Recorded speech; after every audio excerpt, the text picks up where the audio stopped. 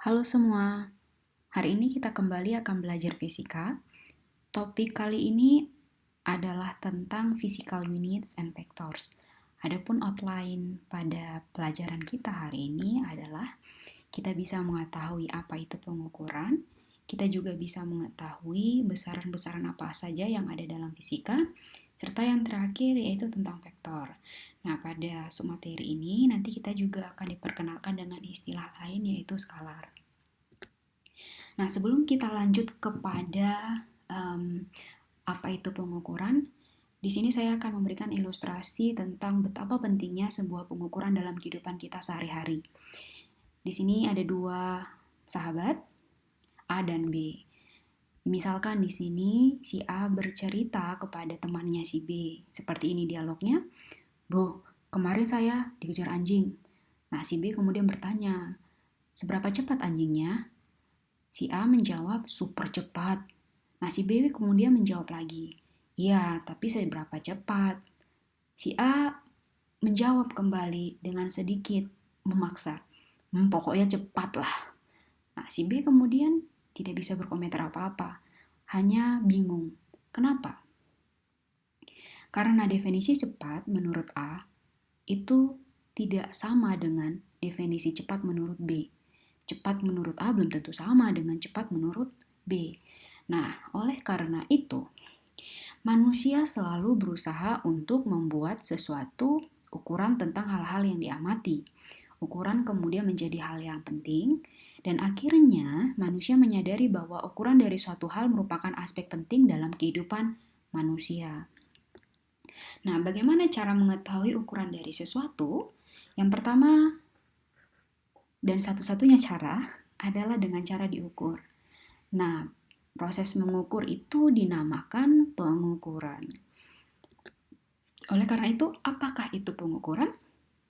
Pengukuran merupakan dasar pengujian suatu teori dalam sains. Dalam pengukuran ada dua hal penting yang selalu muncul dan harus diperhatikan. Yang pertama, yang selalu muncul, selalu ada ketidakpastian. Dan hal penting yang harus diperhatikan adalah perlu memiliki sistem satuan yang konsisten. Nah, bagaimana supaya bisa mencapai dua hal ini? Yang pertama, supaya bisa memiliki sistem satuan yang konsisten, perlu satuan fisika. Jadi kalau misalnya tadi si A dikejar oleh anjing, maka supaya persepsi kecepatan A dan B itu sama, maka satuannya harus sama, seperti itu.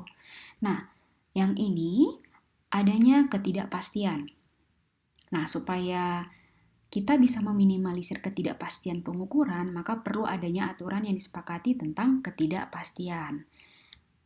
Demikian. Nah, kita selanjutnya beralih ke sistem pengukuran. Nah, sistem pengukuran itu terbagi dari tiga. Yang pertama, sistem internasional, sistem Gaussian, dan sistem kebiasaan di USA atau di UK. Nah, sistem internasional itu merupakan sistem yang disepakati oleh Komite Internasional pada tahun 1960. Sistem ini juga disebut juga dengan sistem MKS, dan sistem ini juga yang paling sering atau yang akan kita gunakan pada materi kita hari ini dan juga berikutnya. Nah, yang kedua adalah sistem Gaussian atau sering juga diberi nama dengan sistem CGS. Dan yang ketiga adalah sistem yang biasa dipakai di USA atau di UK. Itu ada inci untuk panjang, kaki, mili, serta pounds.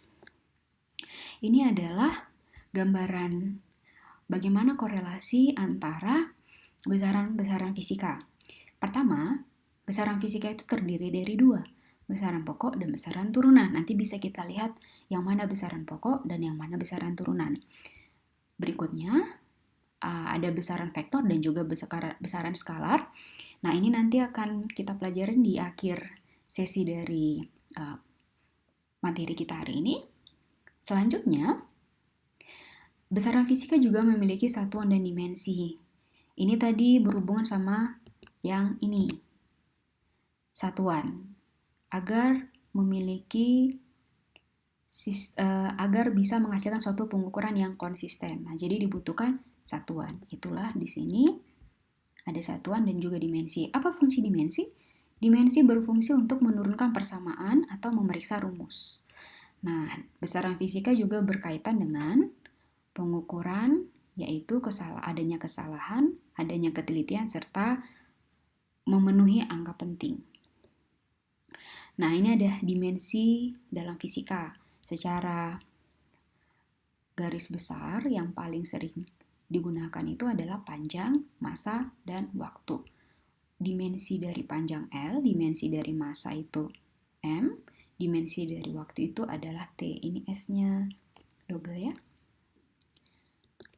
Nah, tadi kan masih yang 3 kan, sebenarnya masih ada beberapa, yaitu ini ada velocity, acceleration maksudnya, ada force, ada work, energy, dan power. Di sini ada satuan-satuannya menurut SI, yang ini Gaussian atau CGS, dan ini US Common. Nah, di sini ini adalah tanda dimensinya. Oke? Nah, sumber ini diperoleh dari sini. Selanjutnya, kita akan mengetahui apa itu panjang, massa, dan waktu.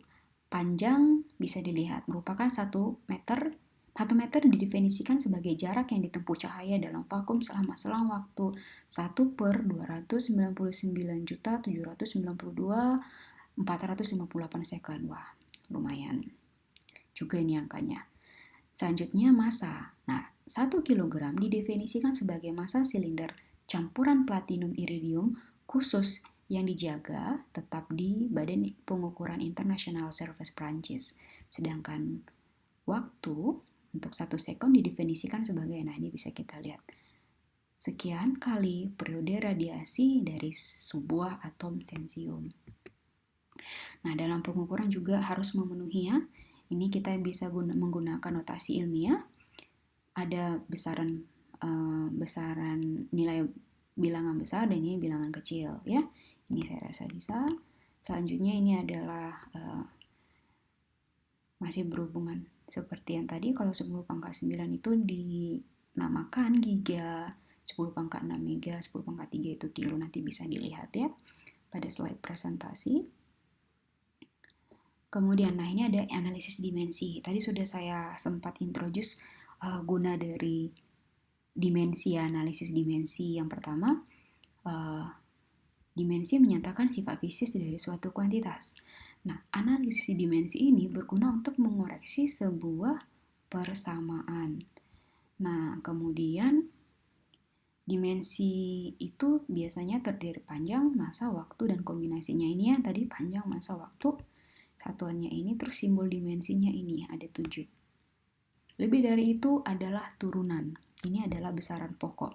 Jadi kalau ada kecepatan, kecepatan itu satuannya meter per second. Kan? Di sini kecepatan. Oke, satuannya itu adalah meter per second. Oke.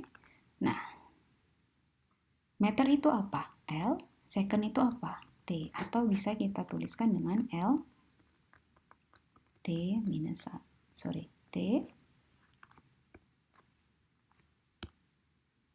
T minus 1.